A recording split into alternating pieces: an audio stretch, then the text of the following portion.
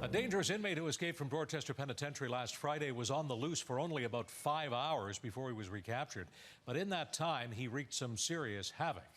He assaulted a parole officer, stole her car, drove to Memramcook, where he stole another car, then fled across country to Fredericton, where he led the police on a chase, committed theft from a business, tried to steal another car while committing a robbery, and then slammed into 2 police cars, injuring 2 police officers. 29-year-old Jeffrey McLean was apprehended. He's back in custody now, but there are many questions about how he got away in the first place.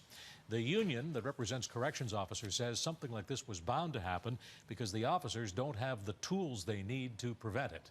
Doug White is regional president of the Union of Canadian Correctional Officers, and he is joining us tonight from Fredericton. Mr. White, welcome. Glad to have a few minutes with you here tonight. You yourself have a lot of experience in the prisons. You've been an officer yourself for about 30 years. How do you explain how a man like Jeffrey McLean was able to get away from what's supposed to be a secure facility like Dorchester? Well, that's a good question, Steve. First off, it was a Dorchester minimum unit in Dorchester, so there's no fence or anything around it. And unfortunately, in the afternoon, around 3:15, he, like you said, assaulted an elderly female parole officer and stole a car. And took off and went a short distance, run off the road, and stole another car, and thus assaulting somebody from the public. As far as his escape, we do have questions how he ended up in Dorchester Minimum Unit. Well, let's get to that. He's not supposed to be in minimum. Why would someone with his criminal record be in a minimum security environment? That's a good question. In correctional service, we do rating scales, and the inmates are either classified as minimum, medium, or max. Right. He came out a medium, and he was just revoked from day parole, and he was put into Dorchester. He spent a very small amount of time in the Dorchester medium unit before he was overrode and sent down to the minimum. So that's our question, especially with somebody coming back off the street, is how, when they classified him, he came out a high medium, but yet he was overrode and sent to the minimum unit. Is this about saving money? Is that why an inmate of this kind would be moved from medium into minimum? Does it save a few bucks? No, I don't believe so, because we do have 2 medium security institutions in the region, and there are bed spaces available, so I don't think it saves a whole lot of money. When you say your officers don't have the tools they need to prevent this kind of thing from happening, allow me to ask you why they don't have those tools.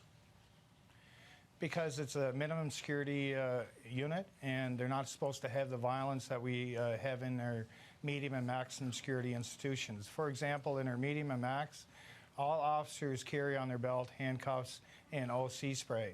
Right. And they also wear a stab-resistant vest. In the minimums, they don't have none of this gear. They don't wear a stab-resistant vest.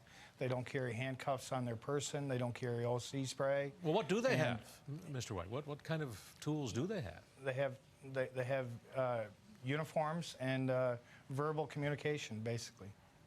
That's it. There's no pepper spray, no restraint devices of any kind. They can go get pepper spray, but it's locked in a central control area, which the minimum unit in Dorchester is very big, and at most times very hard to get to, pretty near impossible to get to. During this incident, it was in the parking lot, so there was absolutely no time to run to the central control area to pick up any OC spray or handcuffs. You say that this particular inmate overpowered a parole officer? Yes, in the parking lot. But was the parole officer there by herself, or did she have some sort of protection?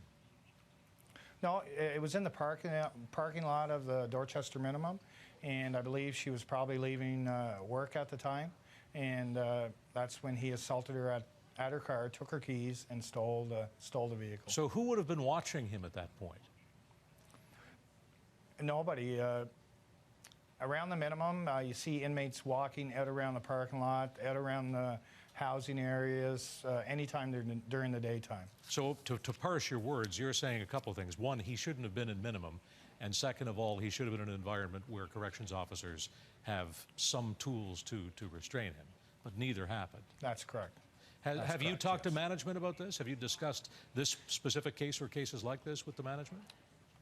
I had a discussion with regional headquarters yesterday, and I told them, I said, I have very big concerns how this inmate came back off a day of parole, ended up in a medium security institution for a very short period of time, and his security classification was done. He came out of high medium, and he was sent back to a minimum. So I informed them I definitely have concerns on behalf of the correctional officers that work there. And our number one job, Steve, is public safety. And unfortunately, we have incidents in the institutions every day, but it's never publicized. And unfortunately, this time it affected members of the public. Two things just before I let you go. What do you believe that corrections officers in that minimum security environment should have? Should they have pepper spray or some sort of device at their disposal to stop a prisoner or an inmate? If they're going to continue to put the type of inmates that we've seen over the last couple of years into the minimum secure units, they definitely should have pepper spray and handcuffs at the very least. Yes. Finally, how often does this happen? Obviously, we heard about this case, but do we hear about all the cases that happen? Any case that I've heard tell of in the last couple of years has just been people just get up and walked away from the institution. This is the first time that I can remember that somebody escaped using violence against staff. We appreciate getting some insight from you, and we'll look forward to trying to get some answers from Corrections Canada. Doug White, thank you. Thank you very much, Steve. Doug White is the regional president of the Union of Canadian Correctional Officers. He joined us tonight from Moncton. I misspoke earlier and said Fredericton. Indeed, as you can see from the background, it's from our station in Moncton. Back with more here in just a moment on CTV News at 6.